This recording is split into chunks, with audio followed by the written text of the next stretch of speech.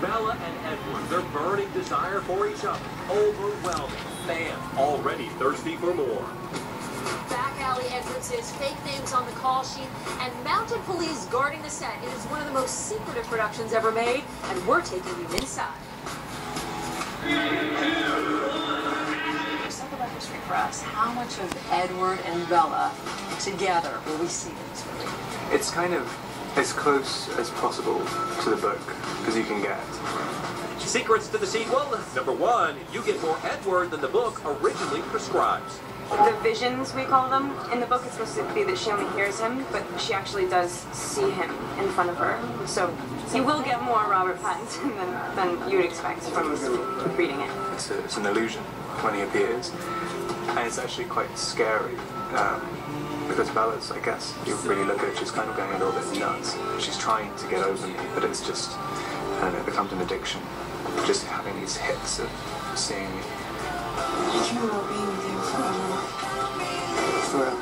Twilight ended with Edward and Bella dancing at the prom, but fans of the series know that this is no happily ever after.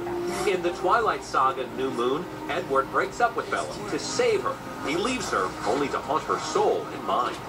There are some really bizarre moments, I mean, because she's having constant nightmares all the time, and the nightmares are all based on the person she loves, like, haunting her. So, there's a lot of kind of weird dreams about, like, death and decay. Making it sound really romantic. Sequel, secret number 2, Edward reveals more of his dark side. The dream sequences are really eerie. It's like you have something that is your idea of like perfection, but you're afraid of it, wild, afraid of losing it. It's like very masochistic. So the lion fell in love with the lamb.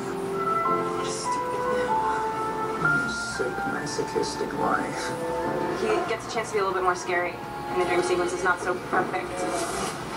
Raking in nearly $400 million worldwide, 3 million DVDs sold the first day. Obsessed fans across the globe have propelled Kristen Stewart and Robert Pattinson to superstardom.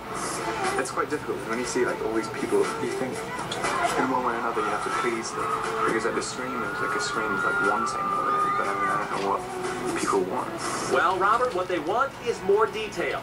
Author Stephanie Meyer has sequel secrets number 3.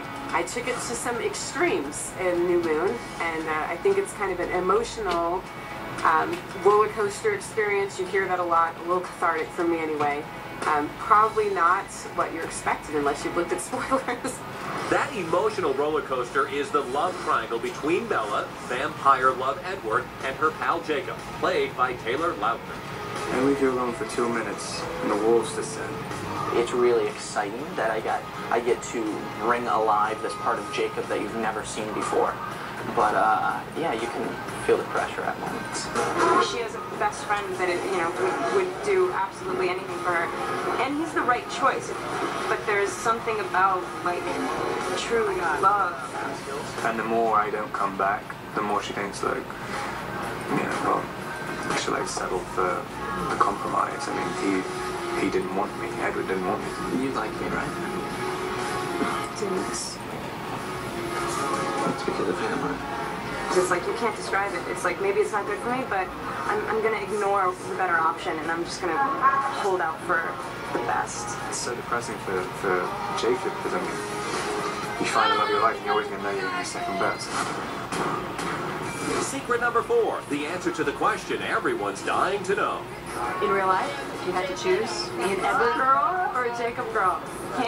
I can't. Like, I'm not even allowed to answer that question. If you were a sister, would you want her to date Edward or Jacob? Edward's wealthier. Now, do not